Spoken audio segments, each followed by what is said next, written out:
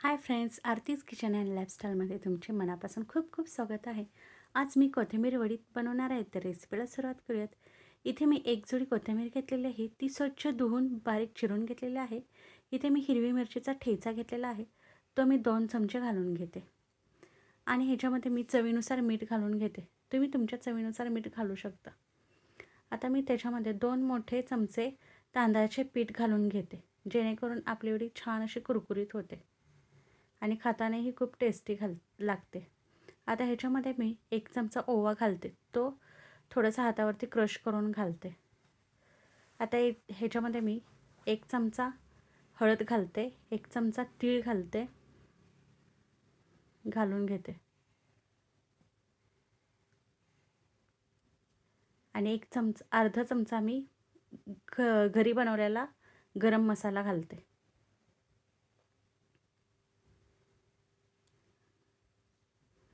आता ह्याच्यामध्ये मी अर्ध लिंबू पिळून घेते आणि आवश्यकतेनुसार बेसन घालून घेते. ह्याच्यामध्ये मी पाणी अजिबात घातलेला नाही. लागेल तसं बेसन घालून ह्याचा छान असा गोळा तयार करून घेतलेला आहे. तुम्ही बघू शकता. आता हाताला थोडंसं तेल लावून ह्याचे गोळे तयार करून घेते. छान असे गोळे तयार करून घेतलेले आहेत. आता इथे मी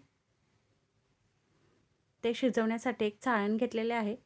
त्याला छान तेल लावून घेतलेलं आहे. त्याच्या खाली मी पाणी ठेवलेलं आहे पातेल्यामध्ये. आता त्याच्यावरती मी गोळे ठेवून छान असं अर्धा तास शिजवून घेते. तुम्ही बघू शकता किती छान वडी शिजलेली आहे. आता मी ते कट करून घेते. किती छान शिजलेली आहे बघा आपली वडी, किती छान झालेली आहे. अशा प्रकारे मी वड्या कापून घेतलेल्या आहेत. आता हे मी तळून घेते.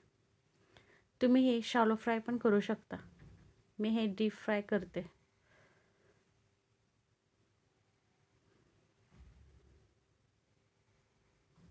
तुम्ही बघू शकता आपली वडी छान अशी कुरकुरीत झालेली आहे. अशा प्रकारे मी सर्व वड्या तळून घेते. अशा प्रकारे मी सर्व वड्या तळून घेतलेल्या आहेत. तुम्ही बघू शकता.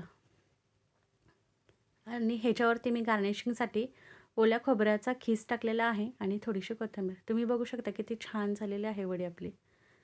खातानाही खूप टेस्टी लागते. तुम्हाला जर ही रेसिपी आवडली असेल तर माझ्या व्हिडिओला लाईक, शेअर, सबस्क्राईब करायला विसरू नका. धन्यवाद.